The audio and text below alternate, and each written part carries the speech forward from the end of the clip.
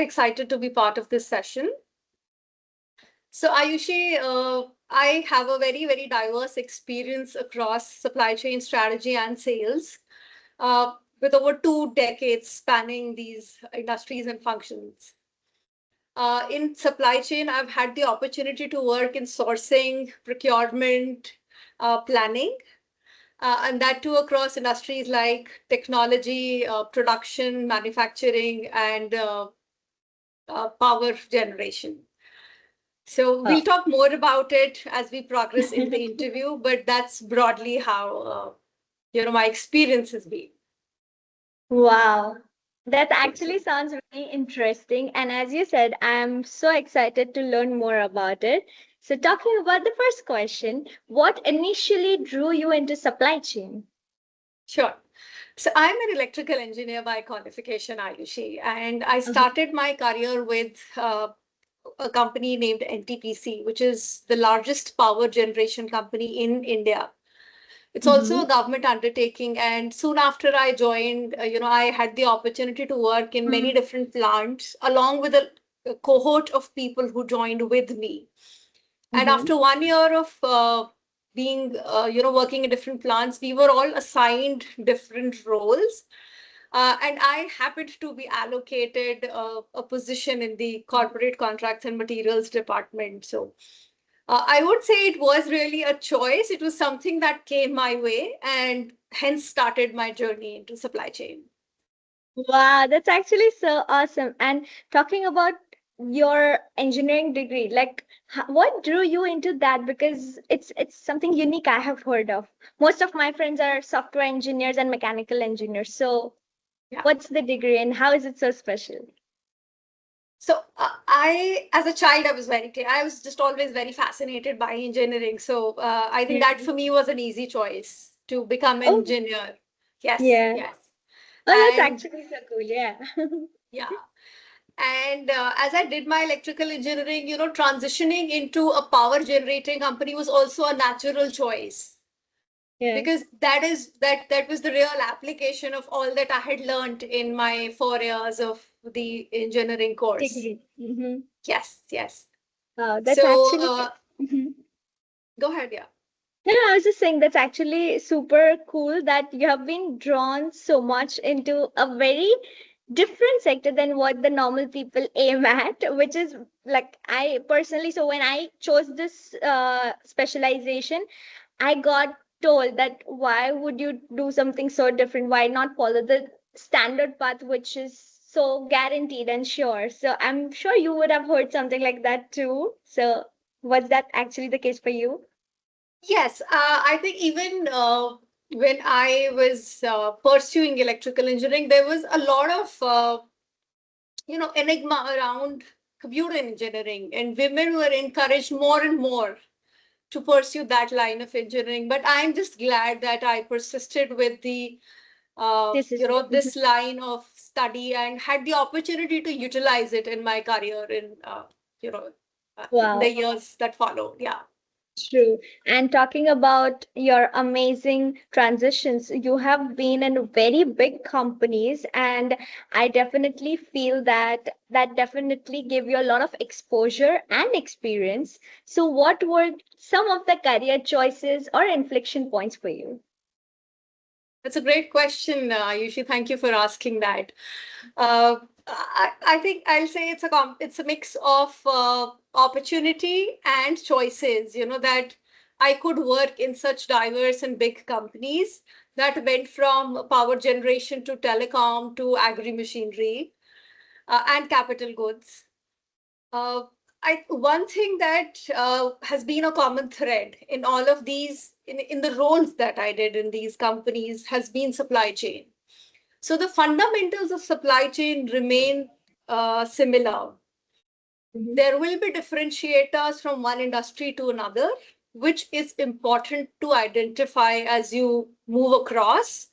But if you stick to for me, it helped sticking to the foundation of supply chain and the principles of QCD that Mhm. helped me navigate. And I appreciate that as an industry companies are open to looking at people with diverse industries because they bring in a fresh point of view, and that's a very good and effective way to break away from the traditional means of supply chain management.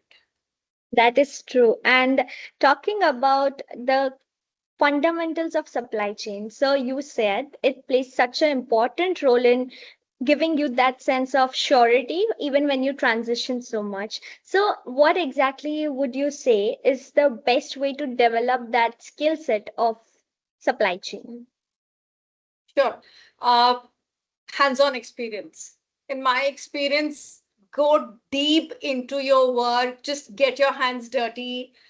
There's nothing that will teach you more. I mean, of course, degrees help, Yeah, reading helps, but the real learning happens on the job.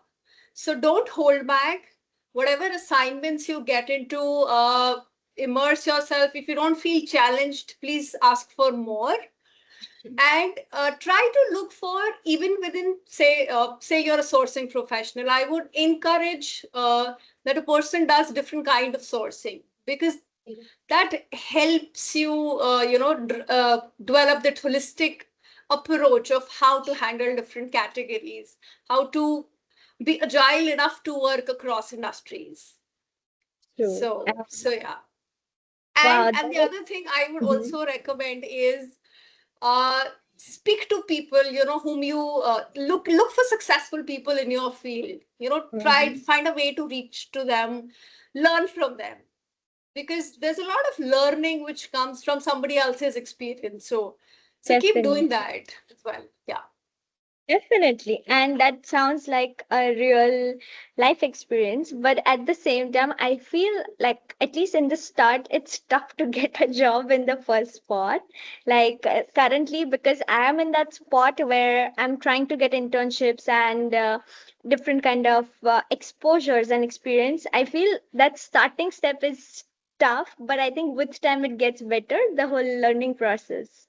And in supply chain, as you mentioned in your start, that you have been in different parts as well, like sourcing, procurement, and I think other one Planning. as well. Yes. Planning. So, Yeah. so how are those three a part of supply chain? How are they? Can you please explain in like in simple words and in detail as well? How is Sure. it working for us? Sure. Okay. Ayushi, so the baseline is supply chain, it's not just limited to industries or businesses. I think supply chain is a part of our everyday lives, right from our homes to, of course, our workplaces, to how, a city runs, everything. I think supply chains are just everywhere around us. Even when we order on Amazon, there is a whole supply chain at work. Uh, and how this coming to my experiences, I think sourcing focuses very heavily on quality and cost. So if I were to just break it down into CQD, the cost, quality, and delivery, the costing piece of it and the delivery. So where you're delivering to the exact specifications that's needed, that's very important. In procurement, delivery timelines and delivery in full becomes the differentiating factor. So time is of importance there, especially when you are in a manufacturing company where the scale is huge. You have JIT principles in place. You have, you know, production by thousands and not by hundreds or, double digits. So there the scale is important, hence speed becomes critical and accuracy becomes important. Coming to planning, planning is I would say again, a thread which kind of combines it all together, because planning interfaces with sales, operations, procurement to make the whole cart moving. Yeah. So a planning person has to be really good at managing stakeholders and be very well connected and informed. Mhm. So yeah, so that is a high level of collaboration is what helps in delivering a planning role well. Wow. Thank you, firstly, for breaking down all the three roles so perfectly and beautifully for us. Because I feel most of the people, when you say supply chain, their brain goes to procurement. That's the first term that comes to the head.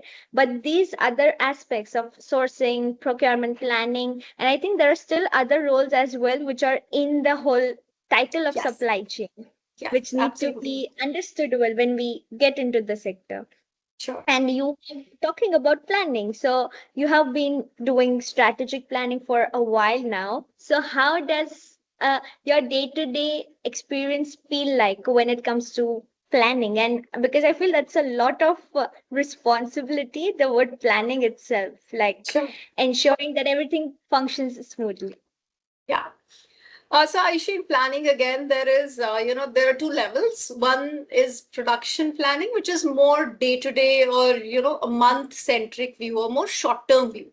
When we come to strategic planning, it largely focuses on the big picture without losing focus of the short-term needs of business and operations. So it's a combination of the short-term and long-term planning. And strategic planning is actually, if I were to just break it down, for a business, it is the vision which sets the aim, and it's a strategy which defines the roadmap, and it's strategic planning or integrated business planning, which pulls together all the functions of or the channels of market demand, product, and supply chain together to deliver that vision. So Wow. that's what strategic planning is all about. That keep working on the day to day, but with a view of the big picture in mind. That's actually very amazing. And as I said, with a lot of responsibilities because your work is deciding the company's long-term progress. That's how Yes, I that's see it. Yeah. yes, yes, yes. And And if I were to just share a little more, strategic planning would focus on not just what a business has or what operations has to deliver over a 3 month horizon. They will also look at if there is a product change coming in the future, and if the backward supply chains need to be changed accordingly. If there is a capacity addition that needs to happen, if there is a new supplier network that needs to be developed. So all of yeah, that, how will the funds be made available? So it's it's an amalgamation of capital and supplier network, your ecosystem mhm. capacity, and all of that. So yeah. Wow, that actually sounds like a mother's job. You think so long term about the whole different aspects, and still you ensure that everything functions smoothly, even in the short run. So That's a kudos to beautiful that. You are analogy, performing. Ayushi. Especially coming from a young mother. Lovely. Oh, sorry. No, Okay. Yeah. no. Okay, sorry. I Um, thought you have a little kid. My bad. no, I am a No. kid. Okay, sorry. I'm 22. My No, bad. that's okay. That's okay. Do I look like a mom? Oh my God. Not at all, not at all. Maybe I am just confusing it with somebody. Of course, you That's okay. don't. That's Yeah, okay. Yeah, no, that's okay. yeah, Talking about digital transformation, it's a part of your yes, expertise. So, yes. can you share an example where you have led a tech-driven change in supply chain? And how did you manage the resistance or the alignment? I would say I have been fortunate, to be part of a lot of digital transformation work across different organizations. I mean, the first such assignment happened 2 decades ago when we were transitioning from, a very paper-based RFX process to an online RFX process. So, so that was being part of it, and learning how the change happens, how to Yeah. move to technology, how to use technology as an enabler to make the process efficient for as a Yeah. buyer and as a supplier for the supplier. I think it was very, very empowering. And then there have been similar opportunities, across different organizations. A specific example that I like to call out here is there's a tool called Ariba. which is an Okay. online procurement tool. So for one of the manufacturing companies where I was then leading the indirect material procurement, we introduced the tool. Prior to the tool, there was a lot of manual procurement that happened where we depended on the existing local supplier network. But as we transitioned to this tool, of course, there was a whole lot of change management that needed to be done. But we were able to access or approach a much larger gamut of suppliers, not just confined to the region, but across India. That helped us bring in a lot of cost efficiencies. And we could, even look at growing the scale of our procurement, because now we knew we had we had multiple suppliers for a category, and we were not our risk, our ability, our risk was diversified. So True. we were able to develop a more resilient supply chain, a more dependable supply chain. Definitely. And to be honest, that sounds very inspiring as to how the whole thing went about. As you said, it was not easy because you had to transition and you need to change a lot of things when that transition comes into picture. But being the strategic person you are, the long-term goal that was taken into consideration was the progress and the Yes. efficient, smooth functioning that was going to come into picture. Yes. And that sounds like a perfect example of digital transformation for sure. Sure. And And talking of late, Ayushi, in the supply chain world today, there is a lot of good work happening uh, without specifically calling out the tools, because, they'll be company specific. yeah, But now we have tools available, which look at the demand and supply chain as one integrated system. So where you capture the demand at one point, and the whole communication to the supply chain, to the supplier network happens through those one integrated tools. So there's been an amazing amount of advancement, which makes communication through the value chain much easier. easier and efficient. Yes, and it also helps bridge the handoff gaps, which have always been an inherent problem of any supply chain function. Wow. And talking about that, I feel supply chain is such a cross-functional department to be dealing with. So it's so important to navigate the functioning communication and ensuring that it takes place correctly, because one little miscommunication can lead to a lot of domino effect, I think, for the whole process. So, Absolutely, absolutely. Yeah. and the level that you are at, how do you navigate such relationship with so many different departments of sales, procurement, finance, and making it work? What is your strategy of functioning? Uh, the thing that I found most effective is communication, communication, and communication. Please be in touch with your stakeholders. Do not work. Supply chain is not a siloed function. For it to work successfully, it has to regularly be in touch with the customers. Or with your internal customers, I would say, not the market customers, but your internal customers, which are the sales teams. And it's equally the consistency of communication, and secondly, the clarity of communication is equally important. You need to understand what your customer needs, and you should be equally well able to communicate it to the operations team as well as to your supplier network, while maintaining a certain discipline around how much variation can, as a function, can you really absorb. So yeah, I think that so have forums in place, have regular connects, not just as a person to person, but as a team. So develop those mechanisms where different teams, concerned teams, come together to review, to understand what are the needs of the business as on date, and then work accordingly. And Oh, also, I think having a right escalation matrix is important, because if there's help needed, an existing escalation matrix helps, in faster decision making and resolution of any bottlenecks. Talking about escalation matrix, can you explain to me and our audience what exactly is it?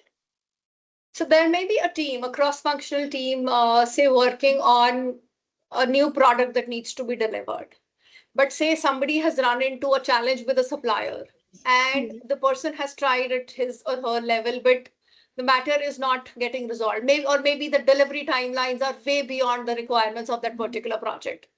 So an escalation mechanism is go to people higher up in the organization, who would have had a different experience, or maybe a deeper experience of working with that supplier network, and by using those existing relationships or their past experience, they are able to resolve it as per the needs of the business. Oh, wow, Yeah. that's honestly, that's actually a new term that learned today from you. So thank you for introducing me to it. I didn't know there was a word for it. I thought it's just called like having good relations. Like, please go to talk to that person and get done with the work. But knowing that there's actually a word for the function is actually something new. Wow. Okay. Yeah. And I agree with the whole idea of it because I think that one specific escalation matrix can fix a lot of things and can fasten the process. Yes, Aishan, especially, when you work across geographies. So I have Hmm. I managed supply chains across 4 different continents. And there, it always helps to be connected with the local leadership there because they are closer to the ground or closer to the network and can really help resolve bottlenecks. Definitely. And it sounds like a real job and a very big responsibility as well because the fact that they are the middlemen who need to ensure the two parties involved are satisfied as well as are aware of what is happening. Yeah.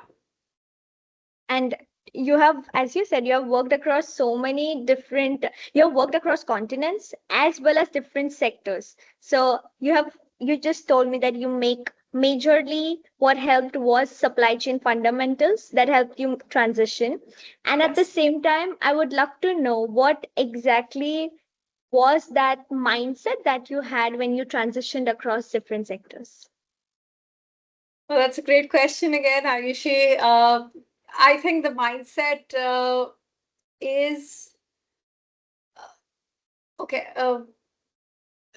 While it again stems from the Mm. fact that, be strong with your supply chain fundamentals, and Mhm. that is what gives you the confidence uh, that you will be able to cope up, or Transition. Yeah. yes, you will be able to transition into different industries.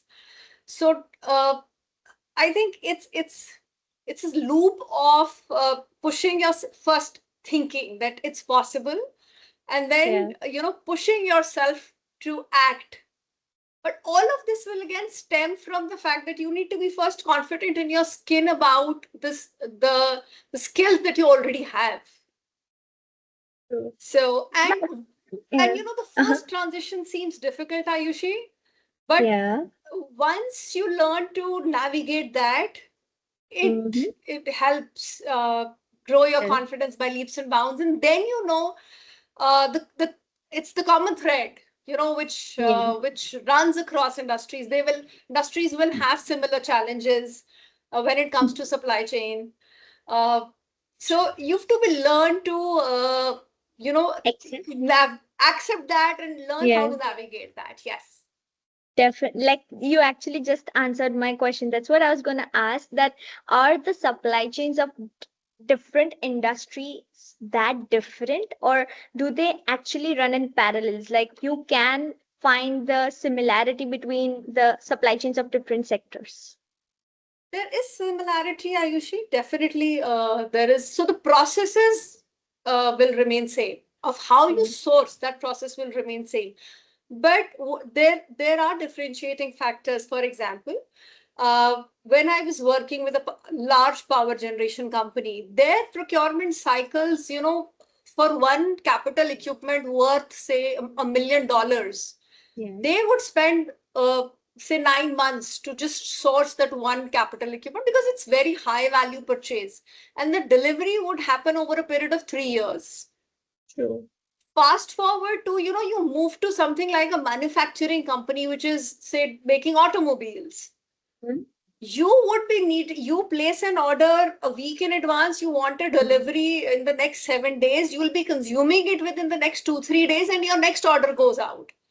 So your Wow. turnaround times for different Yeah. industries, the speed at Will which the procurement needs to be done changes. Now, again, move to a technology sector. Now, technology has been the fastest changing product or service in our times. True. So, in technology, one has to be very abreast with what changes are happening. Be able Mm-hmm. to, so agility becomes extremely important there. Mm-hmm. So yeah, so that's what I would say. While the fundamentals remain same of how you would source, but the what you're sourcing becomes a differentiator. True. So, like, we can say that the requirement of the sectors might differ, but the fundamental Yes. stays the same. So, like, Yes, as you said about the telecommunication sector, you need that agility. If we talk yes, about pharma, you need to ensure the delivery time is as less as possible. You need to, I would say, yes. I think the guidelines and the requirements change. Like, you need to ensure the temperatures and the other aspects of it change, I would say. Yeah. Absolutely, absolutely. If you were to look at a food supply chain, perishability comes into picture. True. So there the turnaround times have to be even faster. So, whether you'll do it through cold storage or you will do a farm to fork, I mean, these are very, very fast supply chains. So the nature of Definitely. the industry will bring in a differentiating element, but of course, there has to be a buyer, there will be a supplier community, how you connect with them, the process of reaching out to them, all that remains the same. That's your foundation. Wow. And that sounds very inspiring and challenging. I think the people who like challenges can go around functioning the way you are functioning, because it is actually something, it teaches you a lot, but it does require a lot of courage, I would say, because it's not easy to adapt that easily when you switch from sectors. But the growth, I would say, the confidence with which you are able to tell me everything now shows that that change did help you grow a lot in the sector. Thanks, Ayushi. And talking about the sector, the main idea with which I started the whole podcast is that it is a male dominated sector. People are still not considering it because of the fact that not many women are a part of it. So, how has your experience been with that idea? I have seen this notion, evolve over the years. So when I started in the supply chain function, so agree with what you said that women were far and few.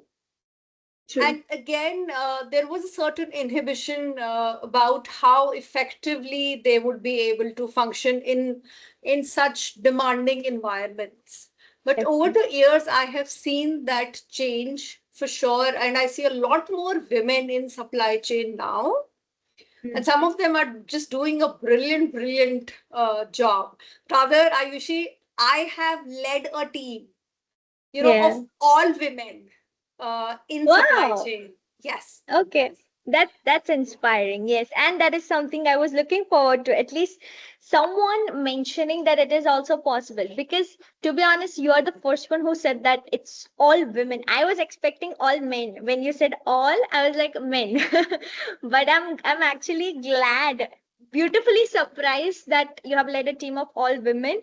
Because even today, the number of people I've spoken to, they still say that the growth is there, but still not that high for it to be all women team. So yeah, Mhm. congratulations. I think you and your company are doing a great job if there are all women in the team.